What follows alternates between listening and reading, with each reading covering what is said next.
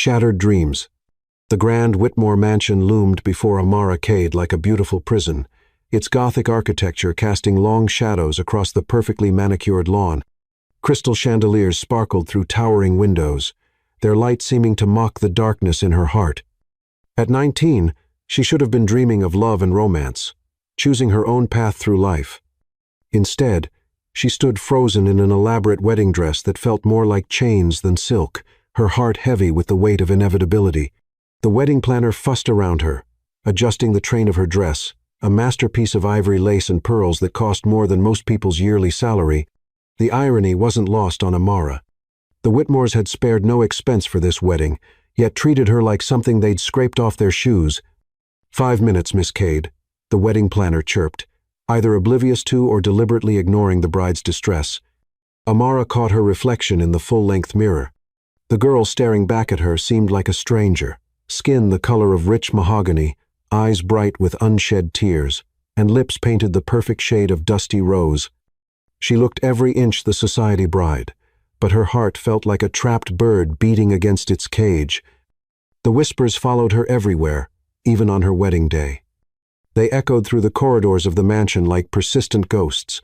The unlucky black girl, the orphan who brought death to her wealthy parents, the charity case turned forced bride.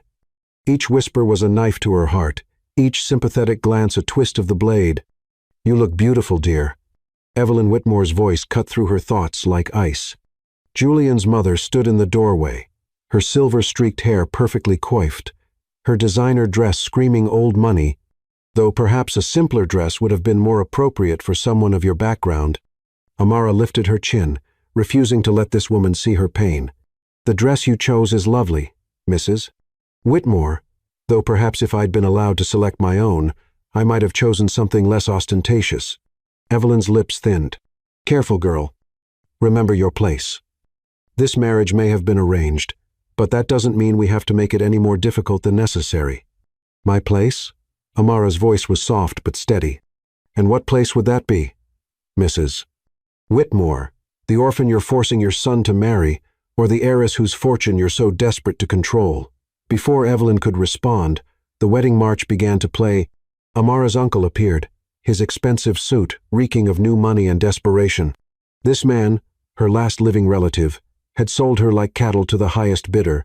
She took his arm mechanically, feeling nothing but contempt for the uncle who had betrayed her trust so completely.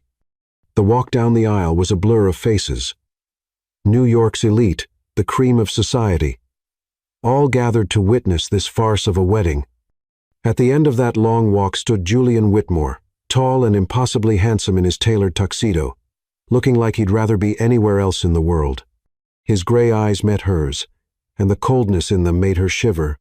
This was the man she was supposed to spend her life with, the man who hadn't spoken a single word to her during their entire engagement, the man who had made his disgust for this arrangement painfully clear through his absence and silence. The ceremony passed in a haze of traditional vows and empty promises. Amara spoke her parts mechanically, each "I do" feeling like another nail in her coffin of dreams. Julian's responses were equally hollow, his voice carrying across the hushed church like distant thunder. The reception was a grand affair, with champagne flowing freely and orchestra music filling the air. Amara played her part perfectly. The gracious bride, the perfect addition to the Whitmore family. But inside, she was screaming. It wasn't until they reached their wedding suite that the facade finally cracked. Julian's thunderous voice echoed through the room, bouncing off the expensive wallpaper and crystal fixtures. "Let me make this clear," he snarled, his steel-gray eyes boring into her. The perfect gentleman of the ceremony was gone, replaced by raw fury. "This marriage is nothing but a business arrangement forced upon me. I will never love you, never touch you, and I won't give you the satisfaction of a divorce either." Amara stood her ground, even as her heart shattered. She'd lost everything, her parents, her dreams, her freedom, but she refused to lose her dignity. "I didn't ask for this marriage any more than you did, Mr. Whitmore. Your parents may have bought my uncle's loyalty, but they can't buy my dignity." "Dignity?" He laughed, the sound harsh and bitter. "Is that what you call it? Selling yourself to the highest bidder? You know nothing about me." Amara's voice trembled but held firm. You never bothered to learn. You made assumptions based on my skin color, my circumstances. You're so convinced I'm some gold digger that you never stopped to ask why I might have been forced into this just as much as you. For a moment, something flickered in Julian's eyes, uncertainty, perhaps, or a crack in his perfect wall of prejudice, but it was gone as quickly as it appeared. The room down the hall will be yours, he said coldly. I don't want to see you unless it's absolutely necessary for appearances. The staff will bring you anything you need. Amara watched him stride toward the door, his broad shoulders rigid with tension. Before he could leave, she spoke one last time, her voice carrying years of pain and determination. One day, Mr. Whitmore, you'll realize that the true prisoner in this arrangement isn't me. It's you. You're so bound by your prejudices and assumptions that you can't even see the truth in front of you. He paused for a fraction of a second, his hand on the doorknob, but didn't turn around. Then he was gone, leaving Amara alone in the opulent suite that felt more like a mausoleum than a bridal chamber. She carefully removed the wedding dress, hanging it in the closet like a ghost of dreams never realized. In her simple silk slip, she moved to the window, watching the last guests leave the Whitmore mansion. Their laughter floated up to her window, a cruel reminder of what this day should have been. A single tear rolled down her cheek, but she wiped it away firmly. She was Amara Cade, daughter of Nathaniel and Elise Cade, and she had survived worse than Julian Whitmore's contempt. If this was to be her life now, she would face it with the same strength that had carried her through the death of her parents and the betrayal of her uncle. As the moon rose over the Whitmore estate, Amara made a promise to herself. She might be trapped in this loveless marriage, but she would never let them break her spirit. Let Julian Whitmore keep his promises of never loving her. She hadn't come here for love anyway. She'd come for truth, for justice, and someday she would have both. The night wrapped around her like a cold embrace, and somewhere in the vast mansion, a clock struck midnight. Her first day as Mrs. Whitmore had begun, and with it, a new chapter in her life, one she would write on her own terms, regardless of what they all expected from her. Chapter 2. Shadows of the Past. The next 6 months in the Whitmore mansion unfolded like a carefully choreographed dance of avoidance and silent suffering.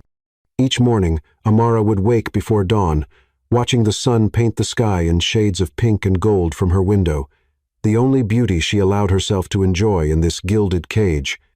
The mansion staff treated her with a peculiar mixture of pity and distance, never quite sure whether to address her as the lady of the house or ignore her presence altogether.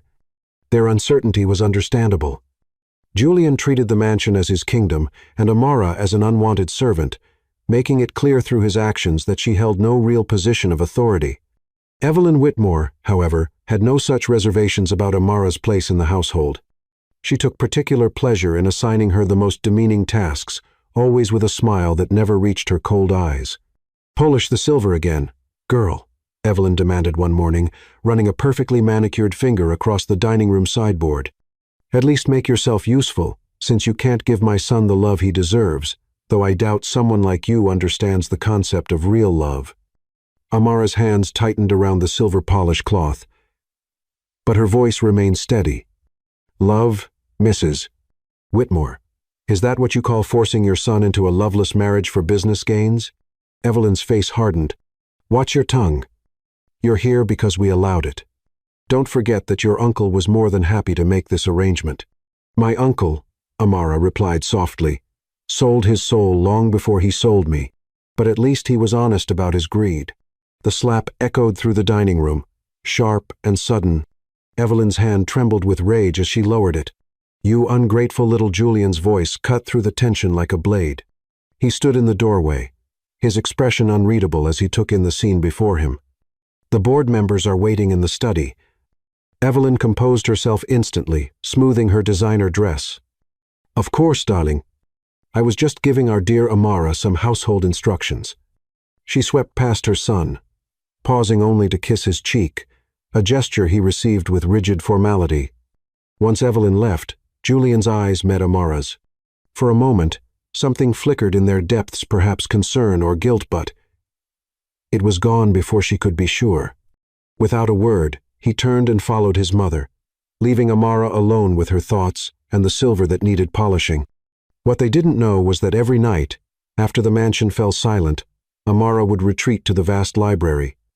Among the leather-bound volumes and ancient tomes, she found her sanctuary.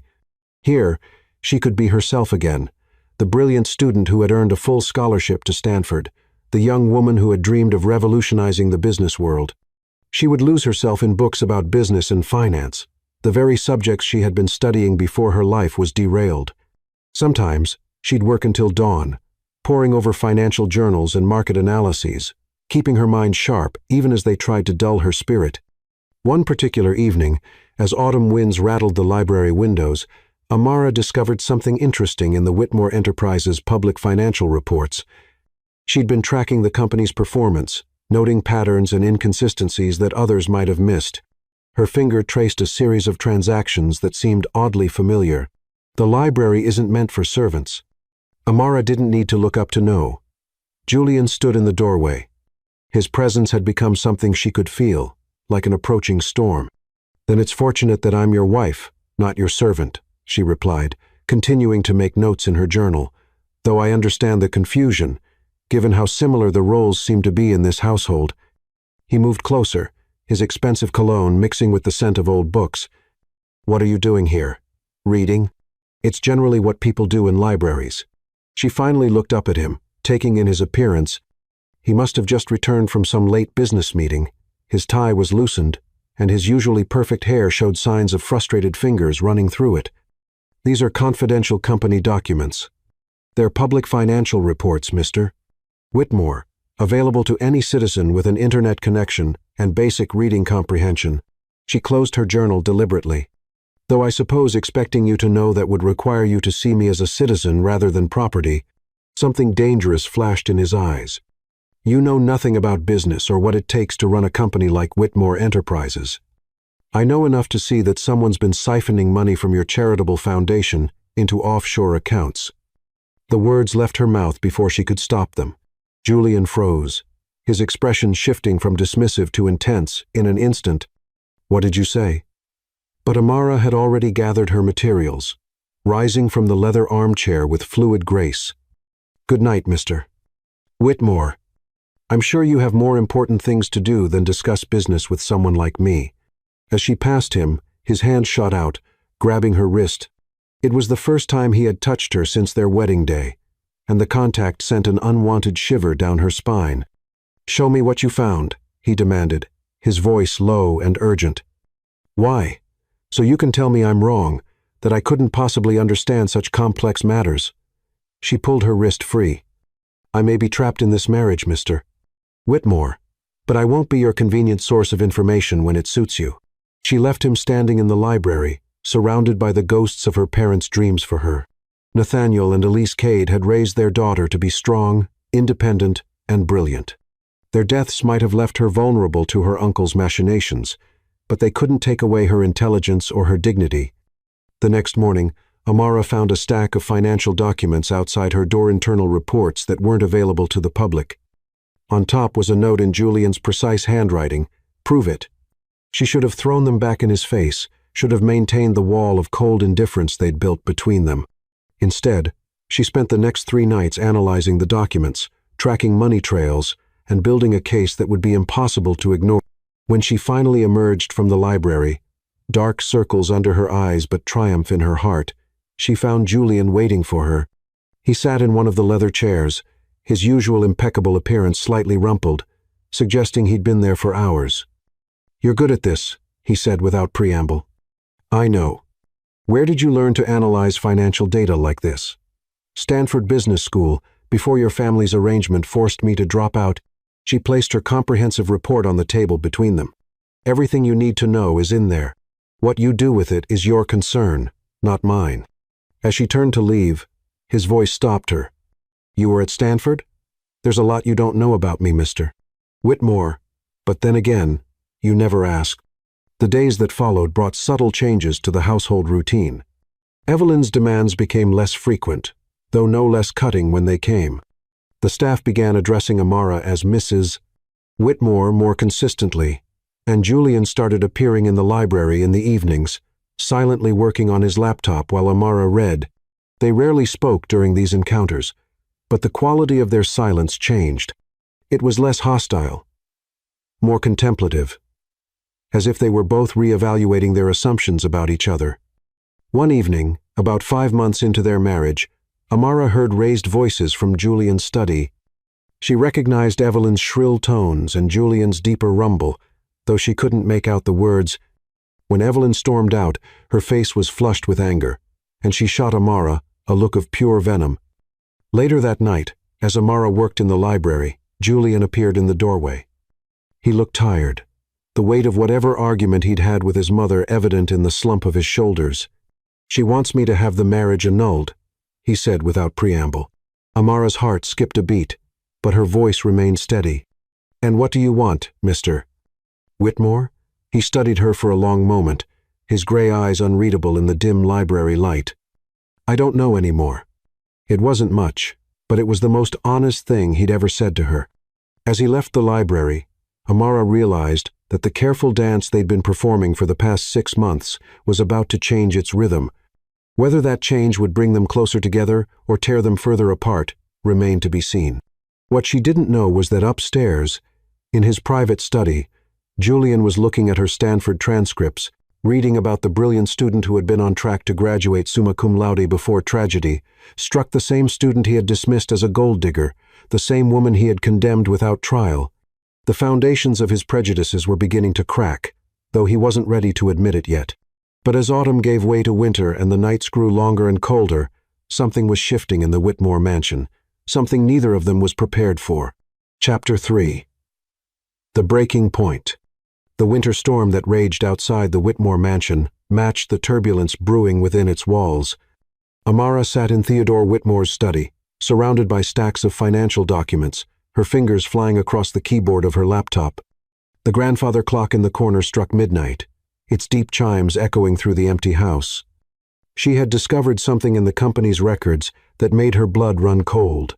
A pattern of transactions, carefully hidden beneath layers of legitimate business dealings, pointed to something far more sinister than simple embezzlement.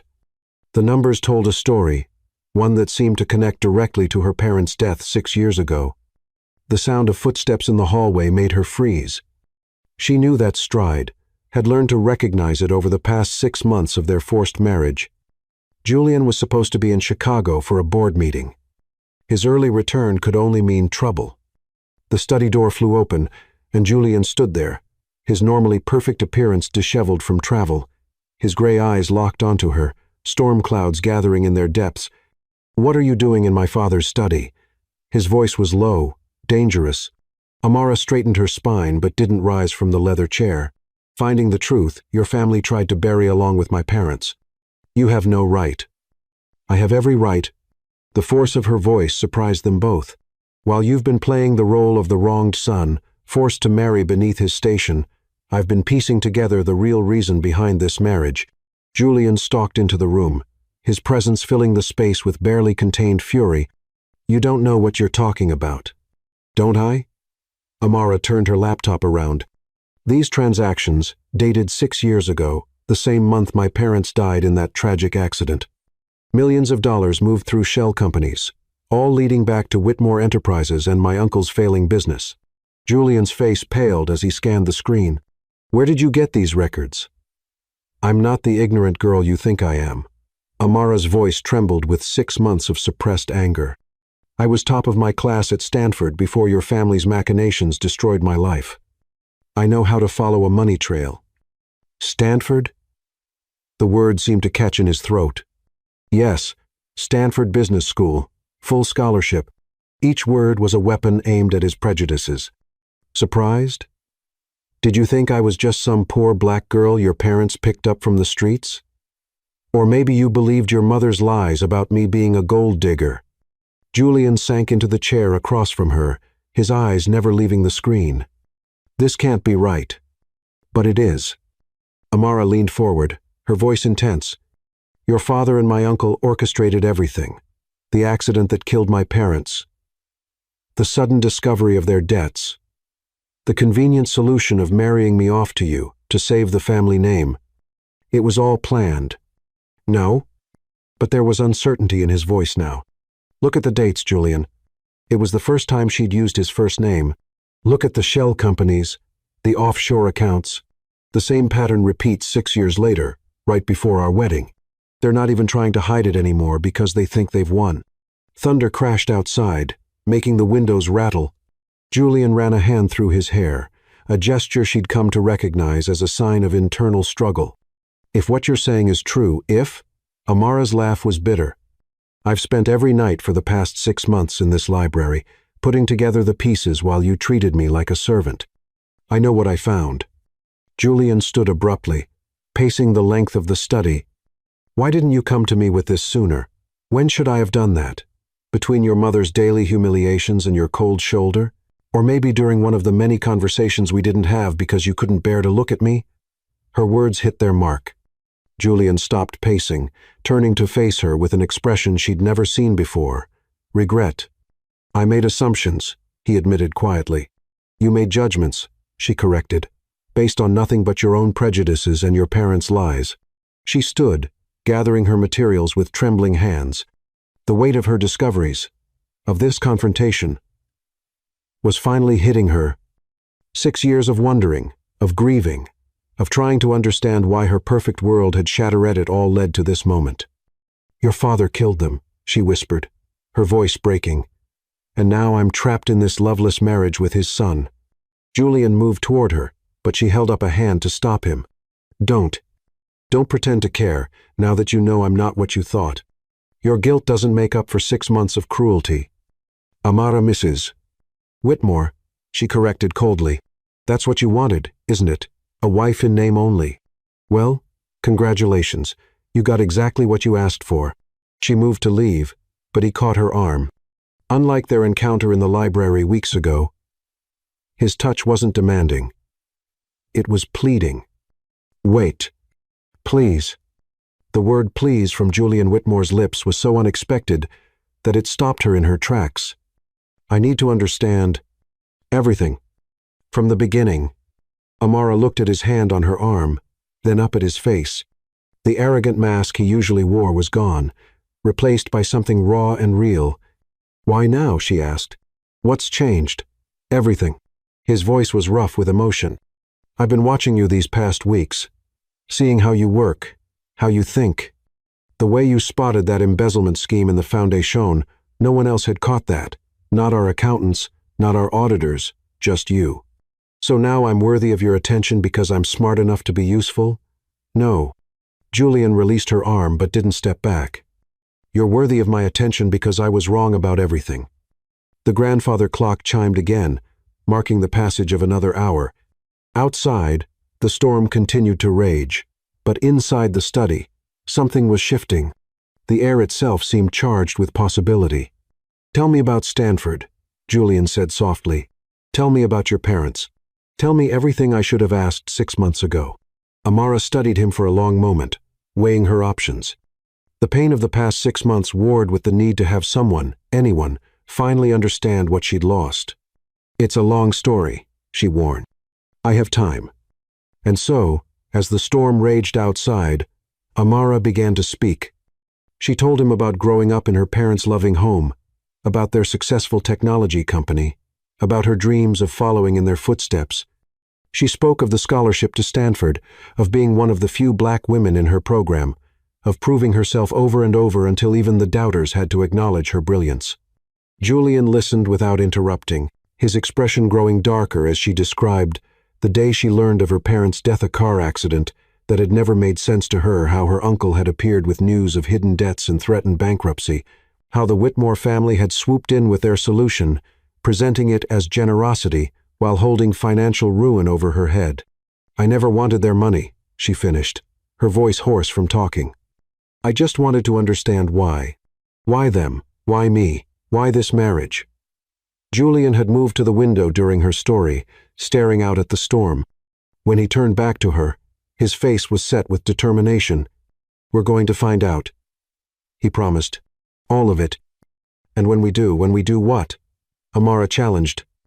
Will you stand against your own father, risk your precious company? Yes. The simplicity of his answer caught her off guard. Why? Julian crossed the room until he stood before her.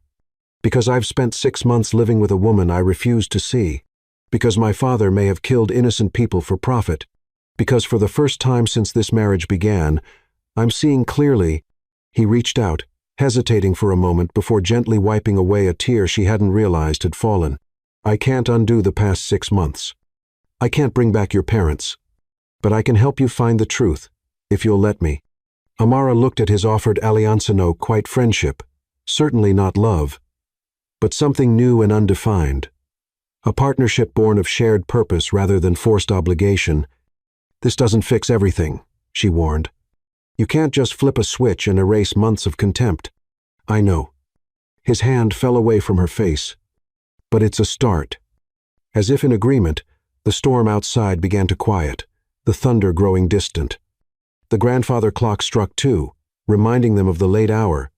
"Tomorrow," Amara said, gathering her laptop and files. "We'll start tomorrow. I have 6 months of research to show you." Julian nodded, stepping aside to let her pass. But as she reached the door, he spoke again. "I was wrong about you, Amara Cade Whitmore. And I'm sorry." She paused, her hand on the doorknob. "Prove it," she said, echoing his own words from weeks ago. As she walked away, leaving him alone in his father's study, neither of them realized that this night would change everything. The careful dance of avoidance was over. In its place, a new partnership was forming, one that would shake the foundations of the Whitmore empire and force them both to confront truths they never expected to find. Chapter 4. An Unexpected Night. The revelation about Amara's past shook Julian's worldview to its core. Over the next few days, he found himself watching her with new eyes, noting the grace with which she handled his mother's barbed comments, the intelligence behind her quiet observations, the strength that kept her chin high despite everything. The Whitmore Enterprises annual charity gala was approaching, and the mansion buzzed with preparations. Evelyn Whitmore had taken charge, as always, filling the house with florists, caterers, and decorators. She'd made a point of excluding Amara from the planning, despite her position as Julian's wife. "The gala planning requires a certain social finesse," Evelyn had said, her smile sharp as glass. "Perhaps you could help the staff with the cleaning instead, dear." Julian, passing by at that moment, surprised them both. "Actually, Mother, Amara will be handling the Foundation's presentation this year. Her financial analysis saved us millions.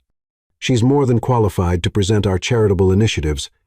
The look of shock on both women's faces was identical, though for very different reasons. Evelyn recovered first. "Darling, be reasonable. The board members will be impressed by her Stanford business background and her keen financial insight," Julian cut in smoothly. "Unless you'd prefer I share what we discovered about the Foundation's irregular transactions." Evelyn's face went pale. She left without another word, her heels clicking aggressively against the marble floor. Amara waited until they were alone before speaking. "I don't need you to fight my battles." "I know," Julian replied, loosening his tie. "But I'm trying to right some wrongs, starting with how this family has treated you." A week later, they found themselves working late in the mansion's executive office suite. Preparing for the gala presentation, the storm that had been threatening all day finally broke, rain lashing against the windows as thunder rolled overhead. "These numbers don't add up," Amara muttered, frowning at her laptop screen. "There's another account we're missing." Julian leaned over her shoulder to look, his cologne wrapping around her like an expensive embrace. "Check the offshore holdings." Father kept certain accounts separate from the main books. His proximity was distracting in a way Amara wasn't ready to acknowledge. She'd spent 6 months building walls against this man, walls that were starting to show dangerous cracks. "We should head down," she said, standing abruptly. "The cleaning staff will want to lock up." They took the executive elevator, the silence between them charged with unspoken words. Halfway down, the lights flickered. Then, with a grinding sound that made them both wince, the elevator shuddered to a stop. "Perfect," Amara muttered, pressing the emergency button.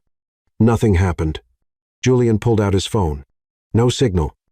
Storm must have knocked out the power. How long until someone realizes we're stuck? At this hour, could be a while. Most of the staff has gone home. Amara sank down to sit against the elevator wall, careful to keep her skirt arranged properly. After a moment's hesitation, Julian joined her, leaving a careful space between them. The emergency lights cast strange shadows, making the small space feel somehow both intimate and alienating. Minutes ticked by in silence. "Tell me about them," Julian said suddenly. "Who?" "Your parents." "What were they like?" Amara turned to look at him, surprised by the genuine interest in his voice. In the dim light, his usual sharp edges seemed softer. "They were brilliant," she said softly. "Not just intellectually, though they were that too. They had this light about them. Dad could make anyone laugh, even in the most serious meetings. Mom had this way of making you feel like you were the most important person in the world when she listened to you." "They sound nothing like my parents," Julian observed. "No," Amara agreed. "Your parents are all sharp edges and cold ambition. Mine taught me that success means nothing if you lose your humanity along the way. And here I am, their killer's son." "Here you are," Amara echoed, "though you're not what I expected either." Julian turned to face her fully. "What did you expect? A carbon copy of your father, cold, calculating, concerned only with power and appearance." She gave a small, humorless laugh. "Instead, you're complicated." "Complicated? You can be cruel," she said honestly.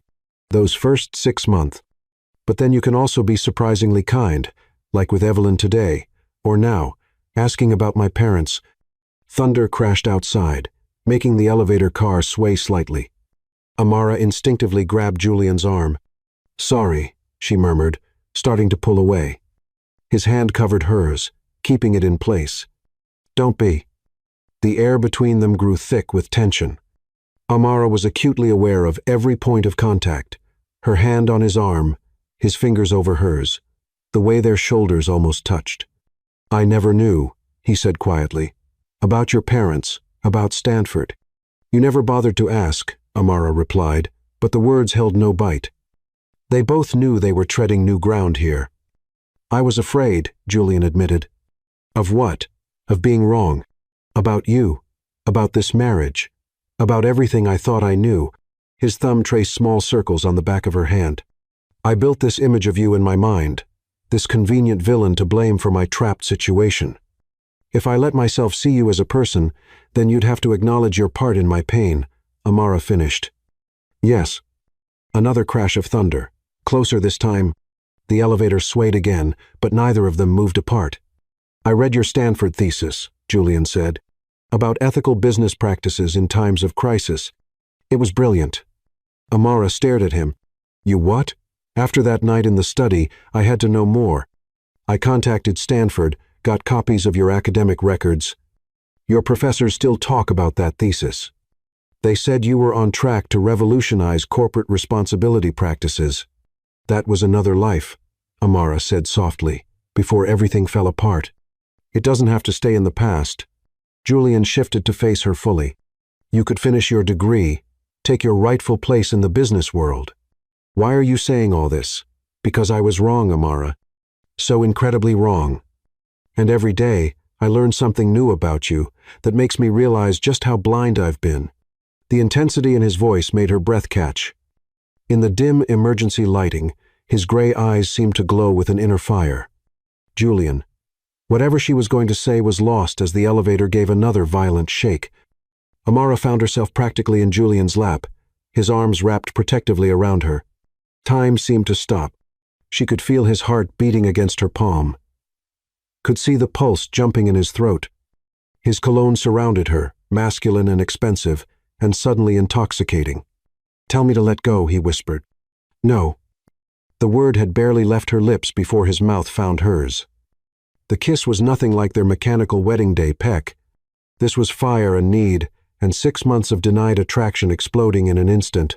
Amara's fingers tangled in his hair as his hands roamed her back, pulling her closer. All the walls they'd built, all the pretenses they'd maintained, crumbled in the face of this overwhelming chemistry. When they finally broke apart, both breathing heavily, reality came crashing back. Amara scrambled off his lap, putting distance between them. "This doesn't change anything," she said, but her voice trembled. "It changes everything." Julian's voice was rough with desire. "You feel it too, Amara. This connection between us, it's been there all along. hidden under our anger and prejudice. One kiss doesn't erase 6 months of cruelty. No, he agreed, standing and reaching for her, but it's a start. Before she could respond, the elevator hummed to life, lights flickered on, and they began moving again. By the time the doors opened on the ground floor, they had both composed themselves, at least outwardly. Mrs. Whitmore, Mr. Whitmore, the security guard looked relieved to see them. We just got the power back. Are you both all right? Fine, Amara said quickly. Just a brief delay. She walked away without looking back, but she could feel Julian's eyes on her. That night, alone in her room, she touched her lips, still tingling from his kiss. Everything had changed, whether she wanted it to or not. The careful distance they'd maintained was shattered, replaced by something far more dangerous. Possibility. As she drifted off to sleep, Amara couldn't help but wonder if perhaps the real storm wasn't the one outside, but the one brewing between her and the man she'd been forced to marry, a man who was quickly becoming nothing like what she'd expected, and everything she'd tried not to want. Chapter 5. Morning light. Dawn painted the Whitmore mansion in shades of gold and shadow, but Amara hadn't slept. Every time she closed her eyes, she felt Julian's lips on hers, his arms holding her close in that darkened elevator. The memory refused to fade, haunting her like a bittersweet dream she couldn't shake. She stood at her window, watching gardeners clear debris from last night's storm. The physical chaos outside mirrored the emotional tempest within her heart. 6 months of carefully constructed walls had begun to crumble in a single moment of weakness. Was it strength? Her fingers traced her lips unconsciously, still feeling the ghost of that kiss. In those precious moments, she glimpsed a different Julianot, the cruel man who had rejected her on their wedding night. But someone new, someone who looked at her with desire instead of disdain, with wonder instead of contempt. A knock at her door made her spine stiffen. She knew that knock, authoritative yet hesitant, nothing like the sharp rapping of the house staff or Evelyn's imperious tapping. Her heart betrayed her with its quickened pace. "Come in," she said, keeping her voice steady as she continued staring out the window. Julian entered, already impeccably dressed in a charcoal suit that reminded her of storm clouds. She could see his reflection in the window glass, noted how his eyes immediately found her. The intensity of his gaze made her skin tingle. "About last night," he began. "Last night was a mistake." The words felt like ashes in her mouth, but she forced them out anyway. Her mother had always taught her that sometimes strength meant denying your own heart to protect it. A moment of weakness brought on by stress and proximity. She heard him move closer, his expensive shoes silent on the plush carpet. The subtle scent of his cologne wrapped around her, achingly familiar after their intimate moment in the elevator. "Is that what you really believe?" His voice was low, intense, sending unwanted shivers down her spine.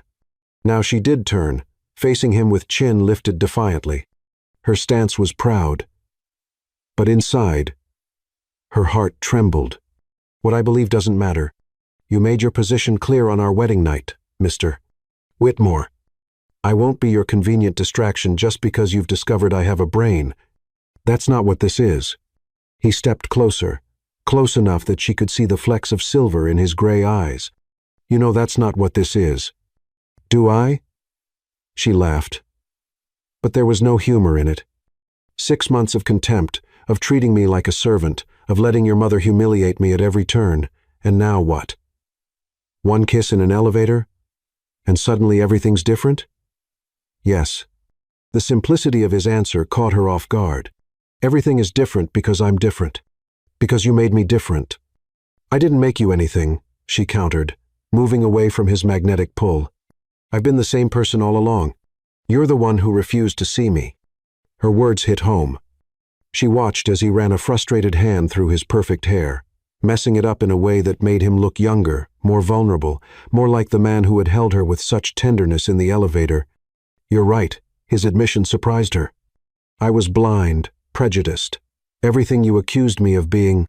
But that doesn't make what happened last night any less real." "Real." Amara wrapped her arms around herself, needing the protection. "What's real is that I'm still trapped in this marriage. What's real is that your father likely murdered my parents. What's real is that 6 months of cruelty don't disappear because you finally noticed I'm a person. Then let me prove it to you. He closed the distance between them again, his presence overwhelming her senses. Let me show you that I've changed, that I want to make this right. And how do you propose to do that? Her voice cracked despite her best efforts. Buy me expensive gifts? Give me a position in the company? Make me a real Mrs. Whitmore? No. His hand reached for her face, but she turned away, unable to bear his touch when her resolve felt so fragile. By being your partner in finding the truth, by standing with you against my father, against anyone who's hurt you, by showing you every day that I see you now, truly see you. Pretty words, Amara murmured, hating how her heart leapt at his declaration. But words are easy. Actions are what matter. Then let my actions speak. He moved to the door, pausing with his hand on the knob. The board meeting is at 10. As my wife and a Stanford-educated business analyst, you should be there. Her eyes widened. Your mother will have to deal with it. His smile held a hint of steel that made her pulse race. Unless she wants to explain to the board why she's excluding the woman who uncovered major financial irregularities in our charitable foundation. After he left, Amara sank onto her bed, mind racing. Her lips still tingled from the memory of his kiss. Her skin still hummed from his proximity. This was what she'd wanted, wasn't it? Recognition of her abilities, a chance to use her education, to be more than just the unwanted black wife. But her heart, traitor that it was, whispered that she wanted more. That one kiss in a darkened elevator had awakened something she'd thought long dead. Hope. Hope for more than just professional respect. Hope for the kind of love she'd stopped believing in the moment her parents died. She dressed carefully, choosing a cream silk blouse and charcoal pencil skirt that matched Julian's suit, a subtle statement of unity that didn't escape her notice. Her mother's pearl earrings completed the ensemble, a reminder of where she came from, of what she'd lost. The board meeting was held in the mansion's formal conference room, a space dominated by dark wood and leather. Heads turned when she entered beside Julian, whispers following in their wake. But it was different now, not the cruel whispers of before, but something new, something sparked by the way Julian's hand rested protectively at the small of her back, by the proud set of his shoulders as he guided her to the seat beside his.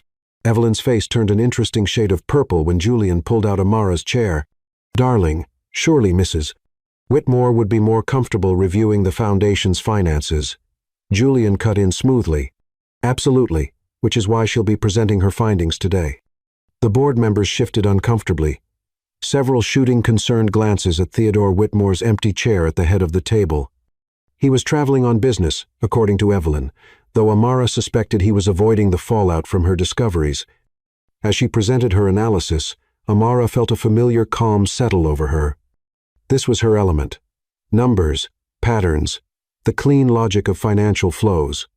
She laid out the irregularities she'd found, careful to frame them as concerning discrepancies rather than outright accusations. But it was hard to concentrate with Julian watching her so intently.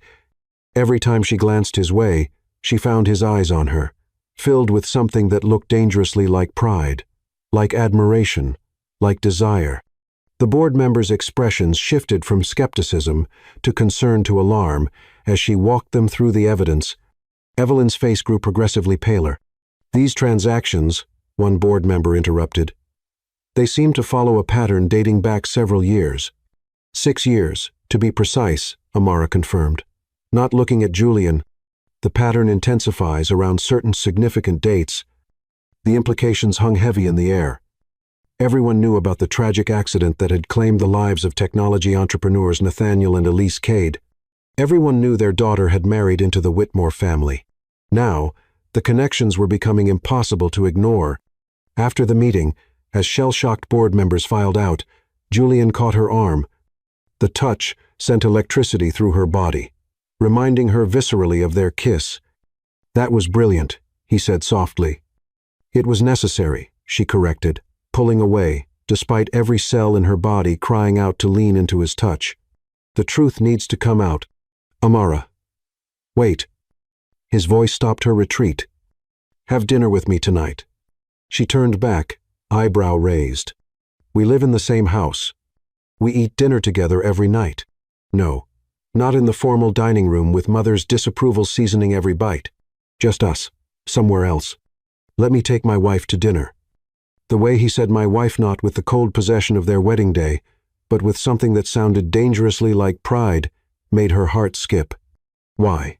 Because I want to know you, he said simply. Not the woman I imagined you to be, not the facade you show the world, but you, the brilliant mind behind that presentation, the woman who reads financial reports for fun, the daughter who honors her parents by seeking justice. Amara studied him, looking for any sign of manipulation or deceit. She found only sincerity in his gray eyes, along with something else, something that made her think of darkened elevators and earth-shattering kisses. This doesn't change anything, she said finally, but the words lacked conviction. You keep saying that. His smile was gentle, knowing, but we both know everything has already changed. As she walked away, Amara couldn't deny the truth in his words. The careful walls she'd built were crumbling, and she wasn't sure she had the strength or the desire to rebuild them. One kiss had changed everything, awakening possibilities she'd forbidden herself to imagine. That evening, as she dressed for dinner, Amara caught her reflection in the mirror. The woman looking back at her was different from the bride who'd entered this mansion 6 months ago. That girl had been beaten but not broken, trapped but not defeated. This woman was on the verge of something terrifying and exhilarating. The question was, did she have the courage to reach for it, or would the ghosts of the past, this cruelty, her pain, their shared history prove too heavy to overcome? As she applied a final touch of lipstick, Amara made her decision. She would go to dinner, would listen to what Julian had to say, but she would not let her heart rule her head. There was too much at stake, too many unanswered questions, too much pain between them. The kiss they'd shared might have cracked her defenses, but she wouldn't let it break them completely. Not until she was sure of him, sure of herself, sure of what this newfound connection between them really meant. Because in the cold light of morning, fairy tales didn't exist, and even if they did, she wasn't sure she wanted to star in one anymore. But perhaps something real could grow from these ashes of their beginning, something stronger than fairy tales, something true. Chapter 6. Unveiled Truths. The restaurant Julian chose was intimate and elegant, tucked away in a historic building downtown. No Whitmore family connections, no prying eyes, just them, and the soft glow of candlelight. Amara sat across from him, looking ethereal in a deep purple dress that made her skin glow like polished bronze. Why here, she asked, taking in the vintage decor and private corner table. Because it's the kind of place your parents used to love. Julian watched her expression carefully. I've been doing my research. Nathaniel and Elise Cade were known for discovering hidden gems in the city, places with character and history. Amara's hand trembled slightly as she reached for her water glass. You've been investigating my parents? I've been investigating everything. He leaned forward, voice low and intense. And what I found, Amara, it's worse than we thought. Her back stiffened. Tell me. Not here. He glanced around meaningfully. After dinner, there's something I need to show you. The meal passed in a haze of tension and unspoken words. Julian watched as Amara picked at her food, noting how her mind was clearly elsewhere. She'd never looked more beautiful to him or more unreachable. Later, in his private study at the mansion, Julian pulled out a thick file. He had my personal investigator dive deep. He found things that were supposedly destroyed years ago. Amara took the file with steady hands, but her voice shook. What kind of things? Police reports, insurance investigations, medical examiner notes. Julian ran a hand through his hair. And this? He pulled out a sealed envelope, yellowed with age. It was in my father's private safe. A letter from your father, dated 3 days before the accident. Amara stared at the envelope like it might bite her. Have you read it? No. It's not mine to read. She broke the seal with trembling fingers, unfolding paper that held her father's familiar handwriting. As she read, tears began to fall silently down her cheeks. He knew, she whispered. He knew they were coming for him. Julian moved closer but didn't touch her. What does it say? Theodore Whitmore and Malcolm Cade, she read, her voice gaining strength. If you're reading this, then your plan succeeded. But know this. I've left evidence of your crimes with someone you'll never find. someone who will know when to bring it forward. You may have won this battle, but you haven't destroyed everything we built." She looked up at Julian, eyes blazing through her tears. "He hid something that could prove what they did, and I think I know where." Julian pulled out another document. "Your parents' company had a secret research facility. It's not listed in any official records, but I found references to it in old expense reports. A place where they developed their most sensitive projects." "The cabin," Amara breathed. "Up in the mountains. Dad always said it was just a vacation home, but he spent so much time in the basement, said he was tinkering. Can you find it again?" She nodded slowly. "I remember the way. We used to spend summers there before. We'll go tomorrow." Julian's voice was firm. "First thing in the morning. Your father is still conveniently abroad, and Mother is too busy damage controlling the board meeting to notice our absence." Amara studied him in the soft lamplight of the study. "Why are you helping me, really?" Julian moved closer, close enough to catch the subtle scent of her perfume. "Because I need to know the truth as much as you do. Because I can't be the son of a murderer and do nothing about it. Because every day I spend with you makes me realize how much I've wasted. Fighting against this marriage. Instead of fighting for you." Her breath caught. "Julian, I know." He stepped back, giving her space. "I know you don't trust me yet. I know 6 months of cruelty can't be erased by a few days of decency. But I'm not asking for forgiveness, Amara. I'm asking for a chance to help make this right." The next morning dawned clear and cold. They took Julian's personal car rather than the family driver, heading into the mountains as the sun painted the sky in shades of pink and gold. Amara sat silently in the passenger seat, lost in memories of happier times on this same road. The cabin, when they finally reached it, looked smaller than she remembered. Nature had begun to reclaim the grounds, ivy crawling up the walls and weeds pushing through the gravel driveway. "It's been empty since—" She couldn't finish the sentence. Julian touched her arm gently. "We don't have to do this today." "Yes, we do." She squared her shoulders. "I've waited 6 years for answers. I'm not waiting any longer." The key was still hidden under the same loose stone by the back door. Inside, sheets covered the furniture, and dust motes danced in the beams of sunlight streaming through dirty windows. Amara moved through the space like a ghost, touching things her parents had touched, remembering moments from her childhood. "The basement door is through here," she said, leading Julian to the kitchen. "Dad had a special lock installed, said it was to keep me from playing with his tools, but now—" The door was solid steel with a biometric scanner that looked years ahead of its time. Amara pressed her hand to it, holding her breath. A soft beep, then a click. "Identity confirmed. Welcome, Amara Cade." "He programmed you into the security system," Julian realized. He must have known. Amara's voice trailed off as the door swung open, revealing a staircase descending into darkness. Motion sensors activated as they went down, illuminating not a basement workshop but a state-of-the-art research facility. Computer servers hummed along one wall, while complex equipment filled the rest of the space. "This is incredible," Julian breathed. "Your father was working on quantum encryption technology that's just now becoming viable. Over here." Amara had found her father's desk, tucked into a corner. A framed photo of their family sat beside a terminal that still glowed with standby power. She sat in her father's chair, fingers hovering over the keyboard. "I used to watch him work here. He always said the same thing when he logged in." Her fingers flew across the keys. "The truth will set us free." The screen came to life, displaying folders of encrypted data. But what caught their attention was a video file labeled simply, "For Amara." With trembling hands, she clicked play. Nathaniel Cade's face filled the screen, looking exactly as she remembered him. "My dearest daughter," he began, "if you're watching this, then something has happened to your mother and me. Theodore Whitmore and your Uncle Malcolm have discovered our investigation into their illegal activities. They've been using Whitmore Enterprises to launder money for years, destroying smaller companies and lives in the process." Julian's hand found Amara's shoulder as her father continued. "We've gathered evidence, encrypted it using technology they can't break. Everything is here, the financial records, the shell companies, the proof of their crimes. But more importantly, we've hidden something they want desperately. Proof of their connection to organized crime families. That's why they killed them, Julian said softly.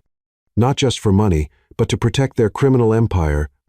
On screen, Nathaniel's expression softened.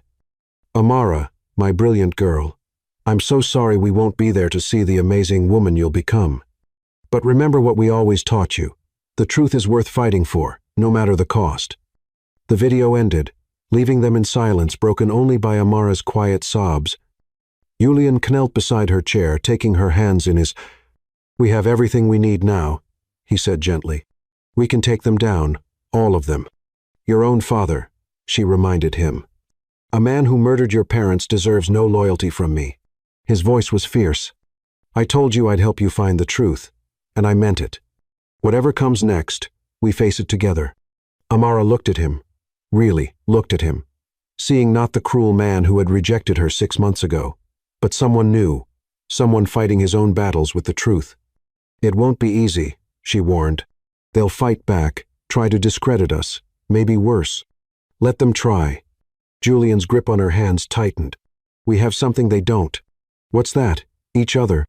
The words hung between them, heavy with meaning. 6 months ago, they'd been forced together by others' machinations. Now, they were choosing to stand together against those same forces. As they left the cabin, carrying hard drives full of evidence, Amara felt something she hadn't experienced in years. Hope. Not just for justice, but for something more. Something that felt dangerously like a future she might actually want. Chapter 7. The Chase. Julian's pursuit of Amara's heart began in the quiet moments, in the spaces between breaths. He found himself watching her as she worked, marveling at how blind he'd been to her brilliance, her grace, her quiet strength. Every day revealed new facets of her that made his heart ache with regret. For time wasted and love denied.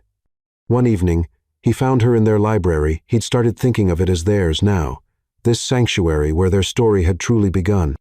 She sat curled in her leather chair, lamplight casting a golden glow on her skin as she pored over financial documents. Let me prove to you that I'm not my father, he pleaded, kneeling beside her chair. The position made him vulnerable, but that was the point. With her, he wanted to be vulnerable. Let me show you who I really am, who we could be together. Amara's fingers stilled on the papers. Love isn't a business transaction, Julian. You can't just decide to want me now that you know I'm not what you thought. Is that what you think this is? The pain in her voice cut him deep.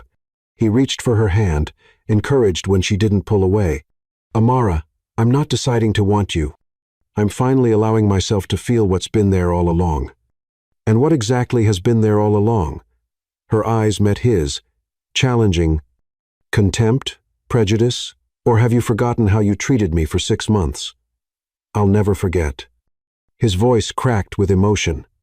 Every cruel word, every cold shoulder, every time I let my mother humiliate, it's burned into my memory. But that man, that prejudiced fool who couldn't see past his own assumptions, that's not who I am anymore. She stood abruptly, needing distance.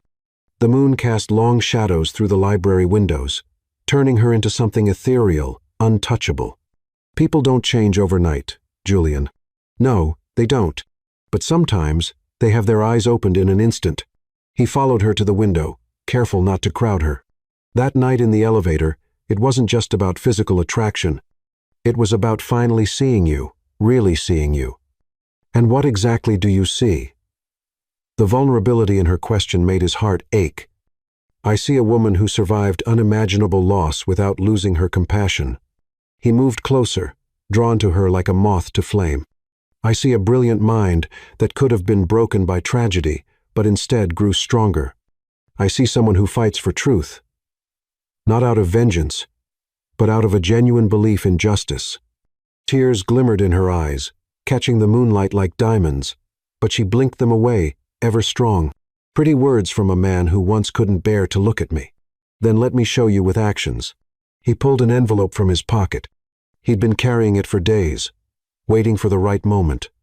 I've called an emergency board meeting for tomorrow. We're going to present the evidence about the Foundation's illegal activities. Your father will be there. His flight landed this morning. Julian's jaw tightened. He thinks he's coming home to damage control. Instead, he's walking into an ambush.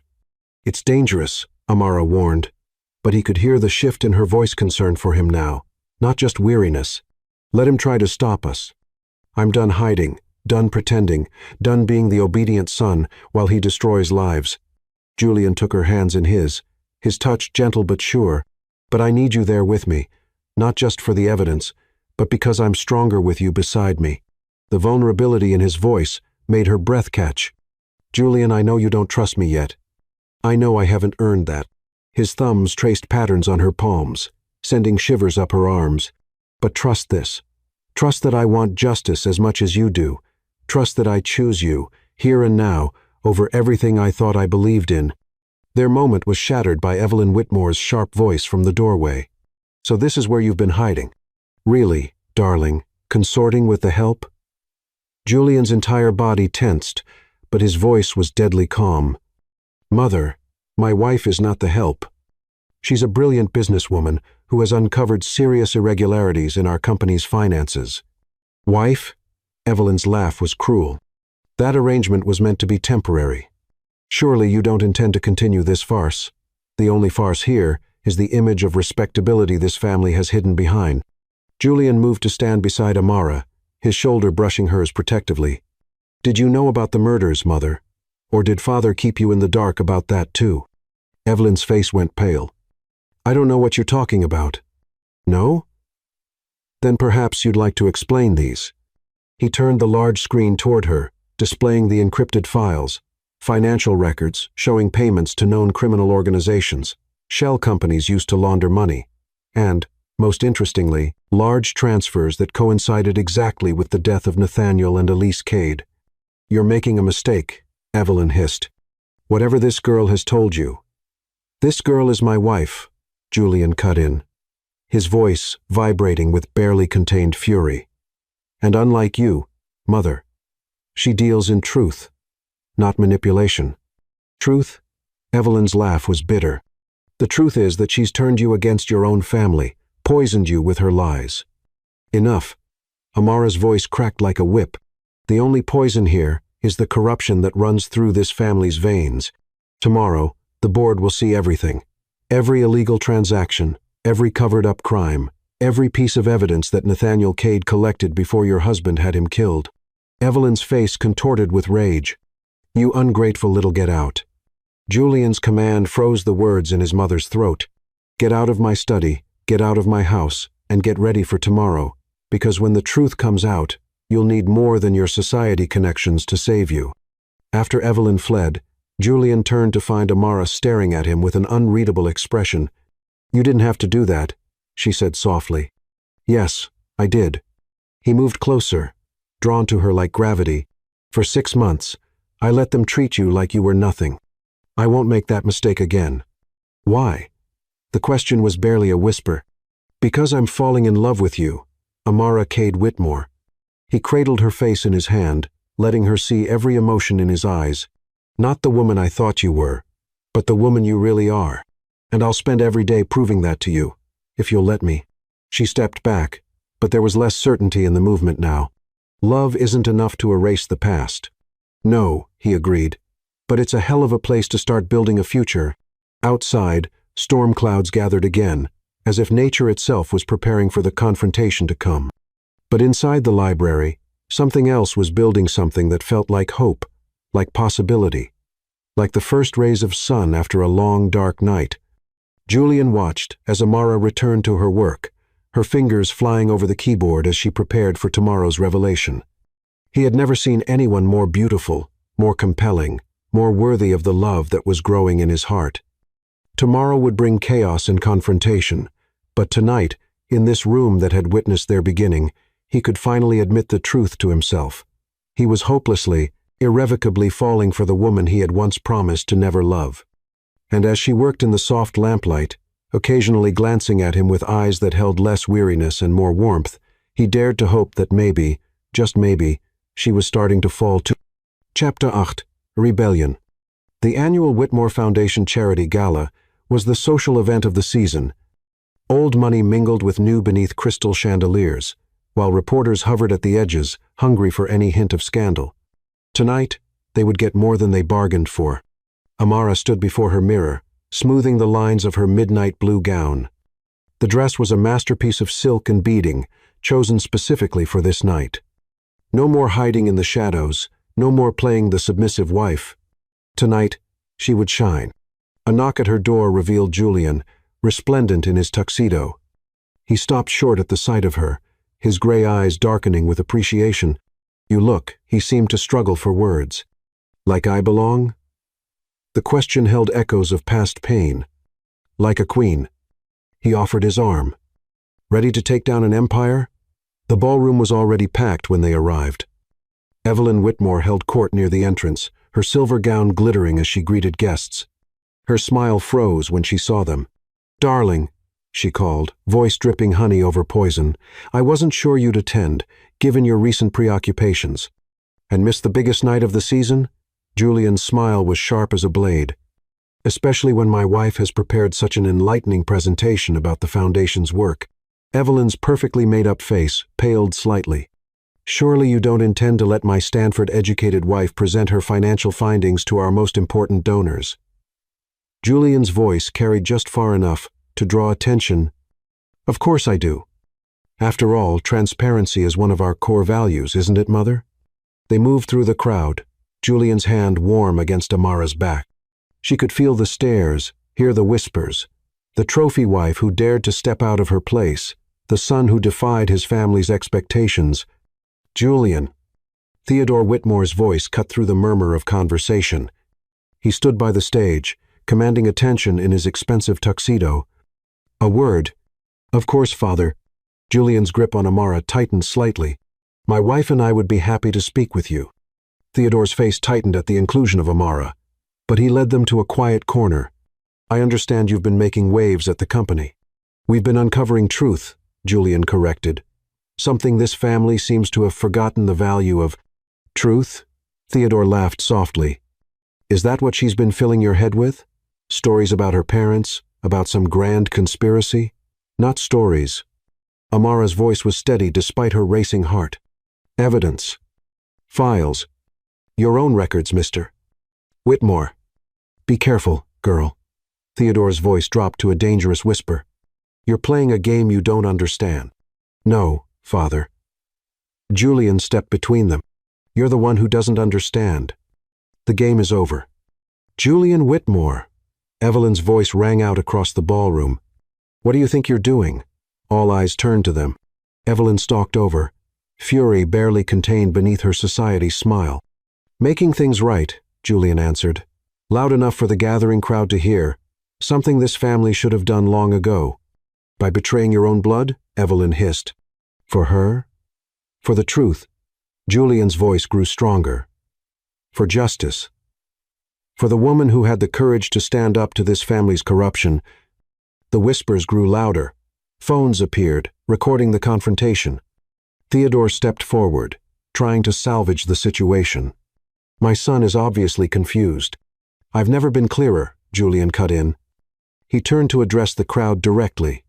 "For years, the Whitmore Foundation has claimed to serve this community. Tonight, my wife will show you exactly how it's been serving itself instead." "Julian, please," Evelyn pleaded. "Think about what you're doing." "I have thought about it.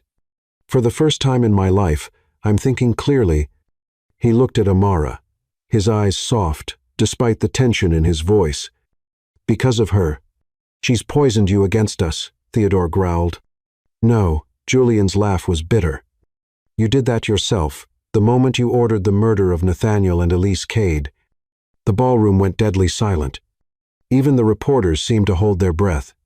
"That's a dangerous accusation," Theodore said softly. "It's not an accusation." Amara stepped forward, her voice carrying across the stunned crowd. "It's a fact, one we can prove." She nodded to the tech team, and the large screens around the ballroom came to life. Financial records, encrypted files, Nathaniel Cade's video testimony, everything they had discovered in the cabin played out for all to see. "She's my wife," Julian declared as gasps and murmurs filled the room, "and she's worth 10 of any of you. While you were all playing society games, She was working to expose the truth about my father's crimes. Evelyn made a last desperate attempt. Security, remove this woman. Touch her. Julian's voice could have frozen hell itself. And you'll regret it. She stays, she speaks, and you all listen. Amara moved to the podium, her head held high, as she began her presentation, methodically laying out the evidence of years of corruption. She felt Julian's presence behind her like a shield.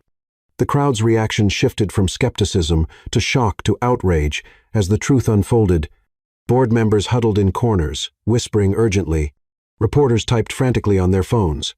And through it all, Julian stood proud beside his wife, his support unwavering. When she finished, the silence was deafening.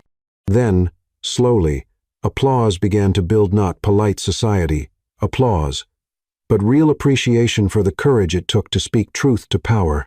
Theodore Whitmore had disappeared during the presentation, but Evelyn remained, her face a mask of fury and defeat. "You've destroyed everything," she spat at Julian. "No, Mother." He took Amara's hand, bringing it to his lips in a gesture that made her heart skip. "I finally built something real. Something honest. Something worth fighting for." As they left the ballroom, reporters calling out questions behind them, Amara felt lighter than she had in years. The truth was out, justice was in motion. And beside her, I meant what I said in there. Julian murmured as they reached their car. "You're worth fighting for. Worth losing everything for." "You didn't lose everything," she corrected softly. "You gained your freedom, your integrity. I gained more than that." He turned to face her, his eyes intense in the moonlight. "I gained a partner, a future, a chance at real love. If you'll let me prove it to you." Amara looked up at him, seeing not the cruel man who had rejected her 6 months ago, but someone new, someone who had chosen truth over privilege, justice over family, love over prejudice. "Julian, I know." He smiled softly. "You still don't trust me completely. That's okay. We have time, and I plan to spend every moment proving that this is the most real thing in my life." As they drove away from the gala, leaving behind the wreckage of the Whitmore family's reputation, Amara felt something unfamiliar stirring in her heart. It felt dangerous, like hope, like possibility, like the beginning of something she had stopped believing in months ago. Love wasn't a business transaction, she had told him, but maybe, just maybe, it could be a rebellion against the past, against prejudice, against everything that had tried to break them both. Chapter 9. Revenge Served Cold. The morning after the gala, headlines screamed across every major newspaper and news site. Whitmore empire built on blood money, tech mogul's murder exposed, Whitmore heir turns whistleblower. The carefully constructed facade of the Whitmore family's respectability had shattered. And the pieces were still falling. Amara sat in Julian's study, watching the chaos unfold on multiple screens. Her uncle Malcolm had been arrested trying to flee the country, his private jet intercepted on the runway. Theodore Whitmore had vanished, but his accounts were frozen, his properties under surveillance. "The FBI just released a statement," Julian announced. Entering with 2 cups of coffee, he'd loosened his tie, and his usually perfect hair was mussed from running his fingers through it. "They're formally investigating both the foundation and the main company. And your father? Still in the wind, but not for long." He handed her a cup, their fingers brushing. "Every port, every private airfield, every possible escape route is being watched."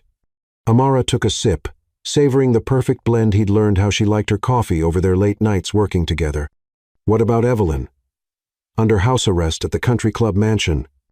Apparently, she's already trying to negotiate a deal, claiming she knew nothing about the murders. Do you believe her?" Julian's face darkened. "I don't know what to believe anymore. The woman who raised me, who taught me about family loyalty and social responsibility, she was living a lie.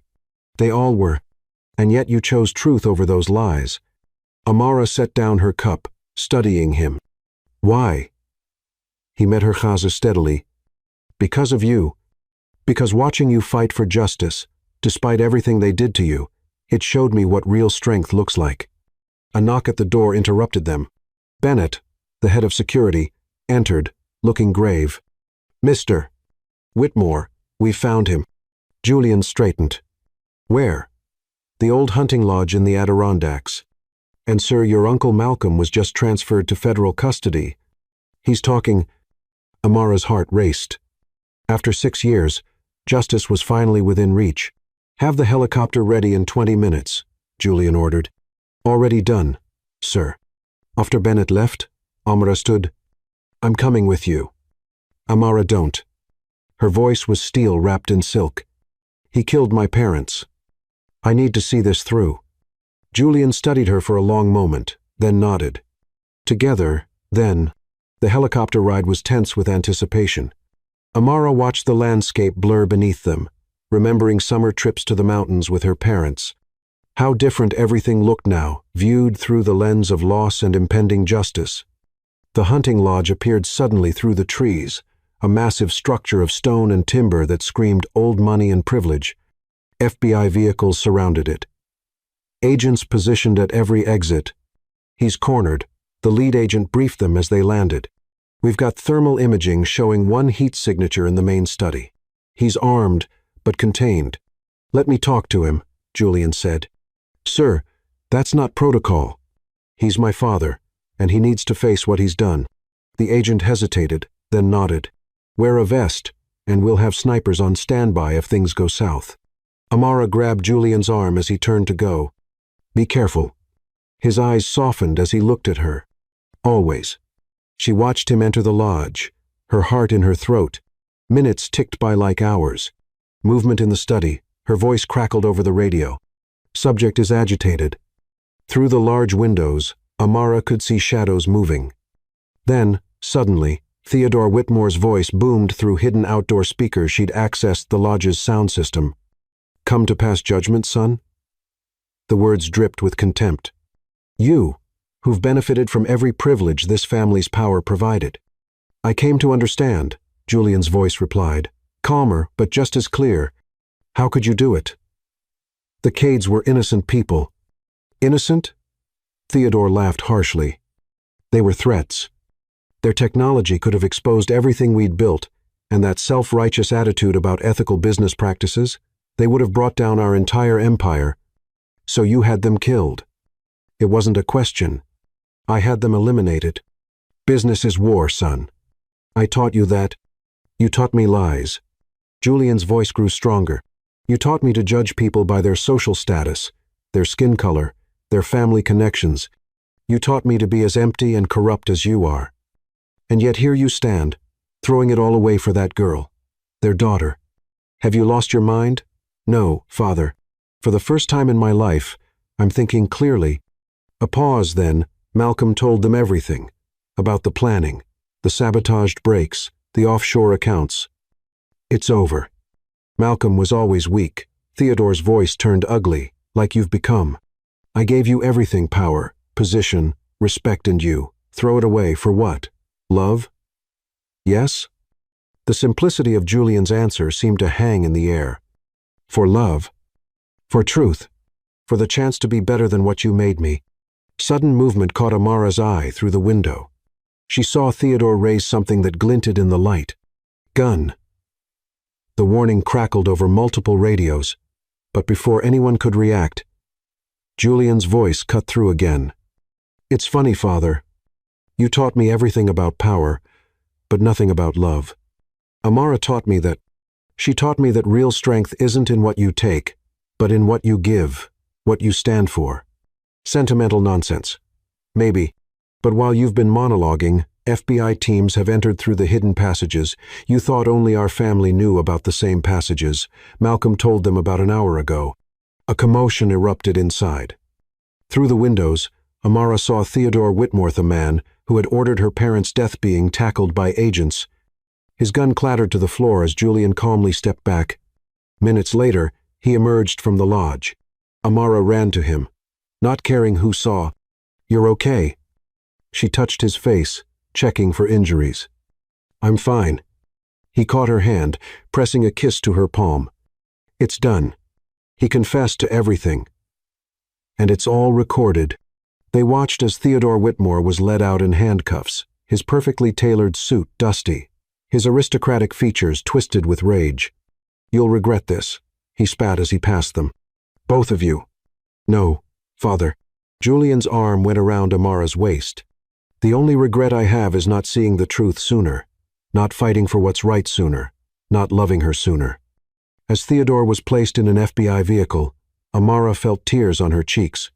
"Justice won't bring my parents back," she whispered. Julian held her hand.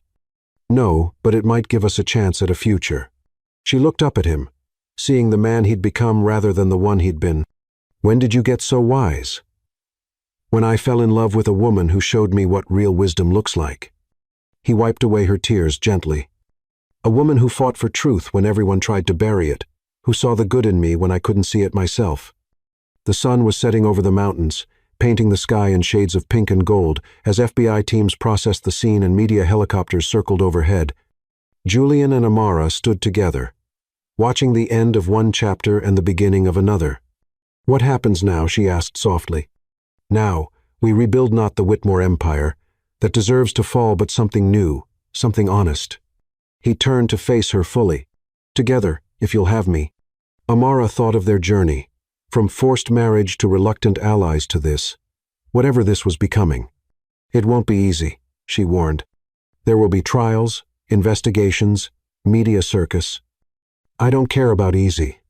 His gray eyes were intense in the fading light. "I care about right, about truth, about you." She touched his face, feeling the slight tremor that belied his calm exterior.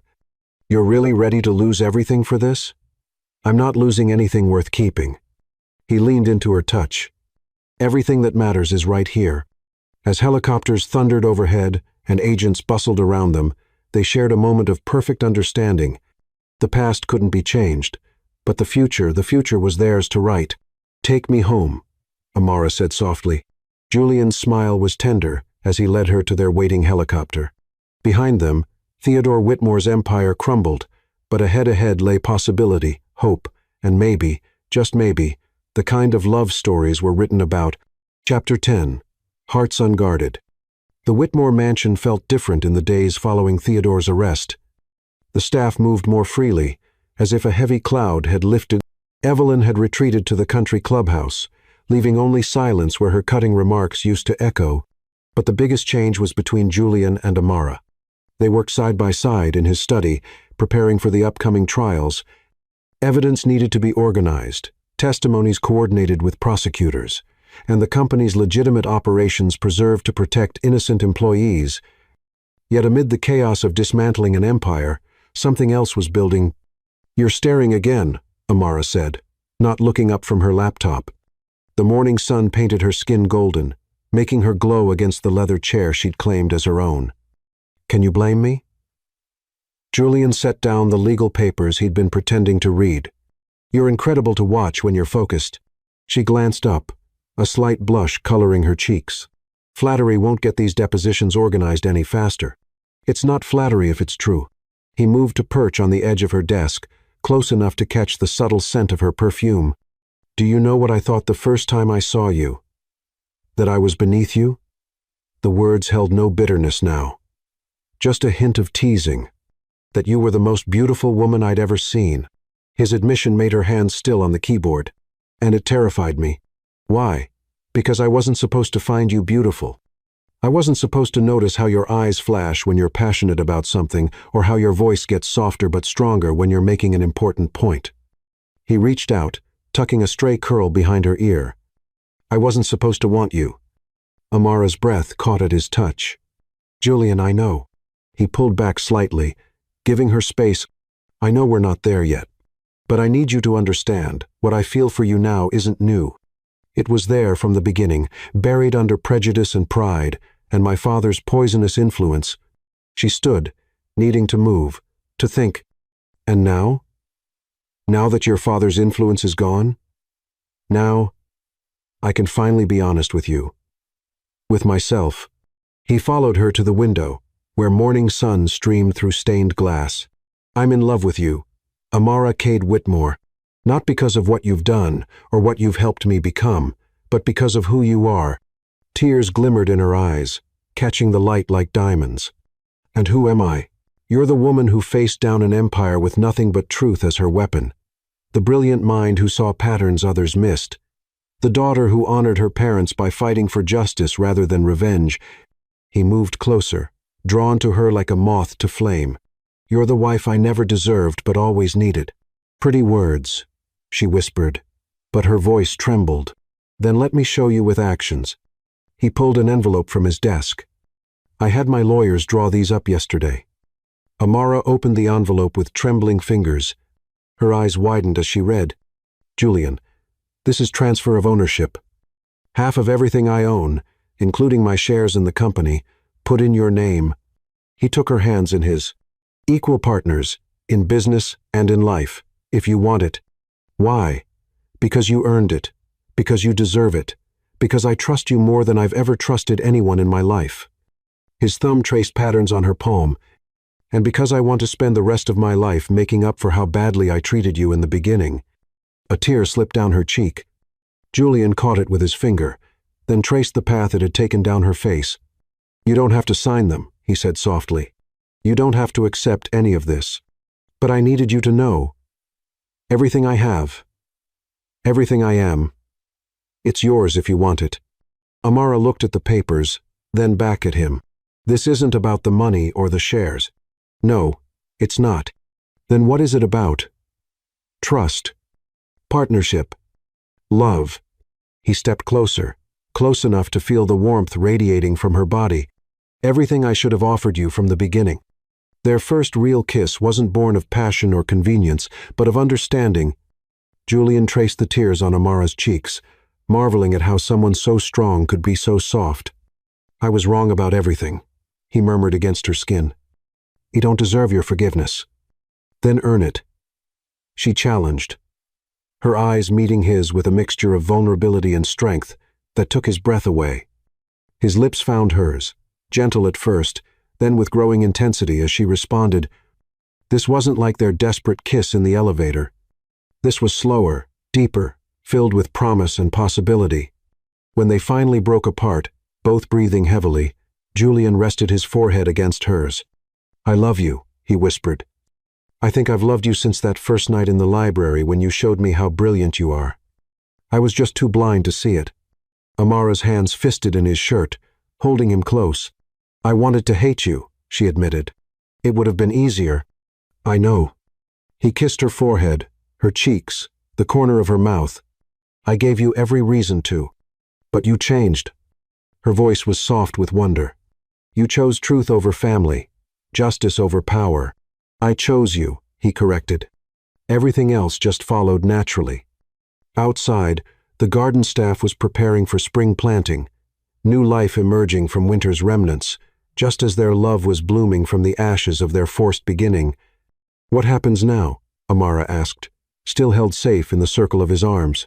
"Now, we rebuild. Together." He gestured to the papers on the desk. "Equal partners in everything." She touched his face, studying him with those brilliant eyes that saw straight to his soul. "And if I'm not ready, if I need time, then I'll wait." He turned his head to kiss her palm. "I'll spend every day showing you that this is real, that I'm real, that what I feel for you is the most real thing in my life. And the company, the trials, we face them together. No more hiding, no more pretending." He smiled softly. "Unless you're tired of working with me." "Never." The words slipped out before she could stop them, and the vulnerability in her eyes made his heart ache. Julian pulled her close again, marveling at how perfectly she fit in his arms. Their second kiss was slower, sweeter, full of promises for the future. When they finally returned to work, something had shifted between them. The careful distance they'd maintained was gone, replaced by casual touches, shared smiles, and a warmth that filled the room like sunshine. As evening fell, casting long shadows through the study windows, Julian watched Amara work. She'd kicked off her shoes and curled up in her chair, completely absorbed in her task. Her hair had escaped its elegant twist, curls framing her face in a way that made his fingers itch to touch them. "You're staring again," she said without looking up, but this time there was a smile in her voice. "Always," he replied simply. She glanced up then, and the look in her eyes made his heart stop. It wasn't quite love, not yet, but it was possibility, hope, the beginning of something beautiful, and for now, that was enough. Chapter 11. Love's Awakening. In the library where Amara had spent countless lonely nights, Julian prepared for the most important presentation of his life, not a business proposal, though it involved the company's future, not a legal strategy, though it would change everything about their lives. The room held special significance now. Here was where he'd first seen her brilliance, where she'd opened his eyes to the truth. Now it would be where he offered her everything: his heart, his trust, and his vision for their future. Amara found him there just after sunset, surrounded by documents and his laptop. The sight was so familiar it made her heart ache. How many nights had they spent here, working side by side, falling in love without realizing it? "The board members are getting restless," she said, settling into her usual chair. "They want to know what happens to the company, now that your father's assets are frozen." Julian looked up, drinking in the sight of her. She'd taken to wearing more colorful clothes lately, today choosing a deep emerald blouse that made her skin glow. "Let them wait. I have something more important to discuss." She raised an eyebrow. "More important than the company's future?" "Much more important." He stood, moving to kneel beside her chair. "Be my partner." "I thought I already was." The question held a hint of teasing. "In everything." He pulled out a thick folder. "I had the lawyers draw up partnership papers, not just for the company, but for everything we want to build together." Amara took the folder with steady hands, but he could see the pulse jumping in her throat. "What exactly are you proposing, Julian Whitmore?" "A fresh start. A complete restructuring of Whitmore Enterprises, built on the ethical principles your parents championed." He watched her face as she read, "No more corruption. No more moral compromises, a company dedicated to innovation and social responsibility." Her eyes widened as she saw the details. "You want to rename it Cade Whitmore Technologies?" He touched her hand gently. "Your parents' legacy, combined with the resources and connections of the Whitmore Empire, but reformed, reborn like us." Tears gathered in her eyes. "Julian, there's more." He reached for another document. "I want to establish a foundation in your parents' names. Not like the old one. This will be genuine, supporting education for underprivileged students, funding ethical business initiatives, promoting diversity in corporate leadership. The board will fight this. Let them." His voice was steel. "We have controlling interest now, and your financial expertise to back up every decision. They can either join our vision or step aside." Amara set down the papers, studying him intently. "This isn't just about business, is it?" "No." He took her hands in his. "This is about us, about building something together that honors both our pasts while creating a better future. Something that makes up for all the damage my family has done. You don't have to make up for their sins. I know." He kissed her fingers gently. "But I want to build something worthy of you, of us." She touched his face, tracing the lines that worry and determination had etched there. "When did you become this man? This person who cares about more than power and profit?" "When I fell in love with a woman who showed me what real strength looks like." He turned his head to kiss her palm. "When I realized that all the wealth and status in the world meant nothing compared to having you look at me with pride instead of disappointment. And if this fails, if the board revolts, if investors pull out, then we start over, build something new from scratch." His eyes held hers. "As long as we're together, I don't care about the rest." Amara stood, pulling him up with her. She moved to the window, looking out at the garden where spring flowers were beginning to bloom. "I used to dream about this. You know, about making a difference. Using business, not just for profit, but for positive change." She turned back to him. "It was what my parents always taught me, what they died trying to protect." Julian moved behind her, wrapping his arms around her waist. "Then help me make it reality. Be my partner in everything business, life, love." She leaned back against him, fitting perfectly in his embrace. "You already gave me half the company. That was about equality and justice. This," he turned her to face him, "this is about building a future together, about taking all the pain and darkness in our past and turning it into something beautiful, like us." The vulnerability in her voice made his heart ache. "Exactly like us." He brushed away a tear she hadn't realized had fallen. From forced marriage to real love, from prejudice to understanding, from enemies to partners. Amara looked at the papers scattered across his desk, then back at him. It won't be easy. There will be resistance, skepticism. Good thing I have the brilliant Amara Cade on my side. His smile was tender. The woman who took down an empire with nothing but truth and determination. She touched the partnership agreement, fingers tracing their combined names. Cade. Whitmore Technologies. A new legacy. He watched her face carefully. If you want it. Instead of answering, she pulled him down for a kiss that left them both breathless. When they finally parted, her eyes shone with something that looked like love. Equal partners? She asked. In everything. She picked up a pen, her hand steady as she signed her name. Then let's build something beautiful together. Julian's signature joined hers, their names intertwined on paper just as their lives had become intertwined by fate and choice. There's one more thing, he said softly, pulling out a small box. Amara's breath caught. Julian, not an engagement ring, not yet. We'll do that properly when you're ready. He opened the box to reveal a stunning sapphire pendant. This belonged to my grandmother, my real grandmother, not the society wife everyone knew. She was like you, brilliant, passionate about making a difference. She would have loved you. As he fastened the necklace around her throat, his fingers lingered on her skin. Something old, something blue, something finally true. Amara touched the pendant, then turned to face him. I'm falling in love with you, she admitted softly. The real you, the man you've become. I'm already there. He pulled her close. Completely, irrevocably in love with you. The library had seen their beginning, her lonely nights of study, his gradual awakening to her brilliance. Now it witnessed another beginning, one built on choice rather than coercion, love rather than obligation. Outside, the sun had set completely, leaving them in the warm glow of desk lamps, but neither moved to turn on more lights. Some moments were better in soft illumination, where hearts could be unguarded and dreams could take flight. Tell me about your vision, Amara said, curling into her chair with the partnership papers. Show me everything you want us to build together. Julian sat beside her, their shoulders touching, and began to outline their future, not just business plans and corporate structures, but dreams of making real change in the world. As they talked, their hands found each other, fingers intertwining as naturally as their lives had become intertwined. The night deepened around them, but neither noticed.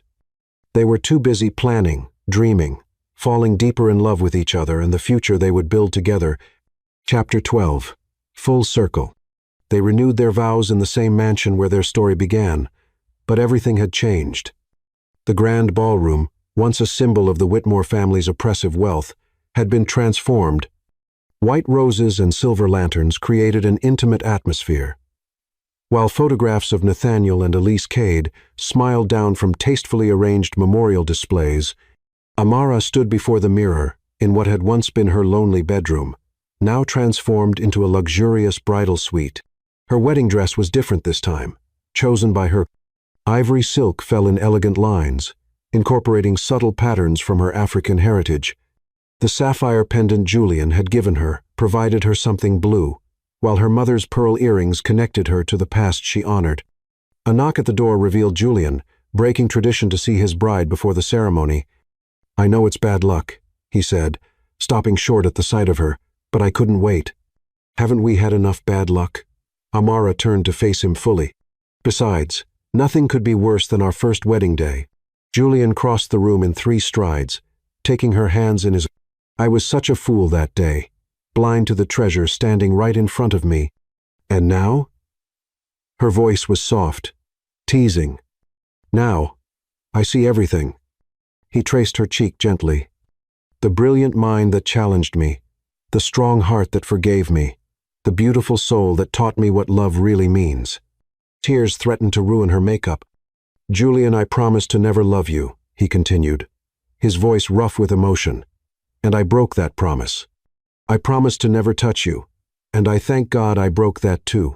The only promise I want to make now is to spend every day making up for the pain I caused. Amara's response brought tears to his eyes. Sometimes the worst promises broken lead to the best ones kept. They'd written their own vows this time, speaking from hearts that had learned to trust and love against all odds. The guest list was smaller, filled with people who had supported their transformation, employees who had stood by them during the company's restructuring, board members who had embraced their new vision, friends they'd made along their journey. Evelyn Whitmore was notably absent, having chosen exile over facing the consequences of her actions. Theodore Whitmore watched from prison as his son dismantled his corrupt empire and rebuilt something noble in its place. But their absence only highlighted how far Julian had come from the man they'd raised him to be. During the reception, Julian led Amara to the library, their sanctuary, their beginning. "I have something for you," he said, pulling out an envelope. Inside, Amara found the deed to a familiar mountain cabin.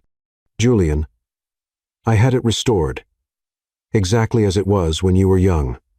I explained. "Your father's research facility is now a state-of-the-art lab for developing ethical technology solutions. And upstairs, the family home." "I remember," she finished, tears falling freely now. "Our weekend retreat," he corrected gently, "a place to remind us where we came from and show us where we're going." She pulled him down for a kiss that tasted of joy and promises kept. When they broke apart, Julian rested his forehead against hers. "I love you, Amara Cade Whitmore. Not because I have to, not because of circumstances or obligations, but because loving you is as natural as breathing. And I love you, Julian Whitmore, not despite our past, but because of how far we've come, because you had the courage to change, to choose love over prejudice, truth over power." They danced their first dance as a truly married couple under stars visible through the ballroom's glass ceiling. The song was one her parents had loved, its melody carrying memories of happier times and promises of better days ahead. "What are you thinking?" Julian asked, holding her close. "About endings and beginnings." She looked up at him, love shining in her eyes. "About how sometimes the worst starts can lead to the most beautiful finishes." "This isn't a finish," he corrected softly. "It's just the beginning of our real story." The night deepened around them, stars twinkling overhead like diamonds scattered across velvet. But the real jewels were in their hearts. Trust rebuilt from betrayal, love grown from hatred, a future forged from a past they'd overcome together. Their second first kiss wasn't born of passion or convenience, but of pure, unrestrained joy. And as they came together, surrounded by the love they'd fought so hard to find, both knew that some promises were meant to be broken so that better ones could be made. For in the end, their story wasn't about revenge or redemption, wealth or power. It was about two hearts finding their way to each other despite every obstacle, about love that grew in the most unlikely soil, blooming into something more beautiful than either could have imagined. And as they danced beneath the stars, holding each other close, they knew that their greatest adventure was just beginning. For true love stories don't end with happily ever after. They begin there.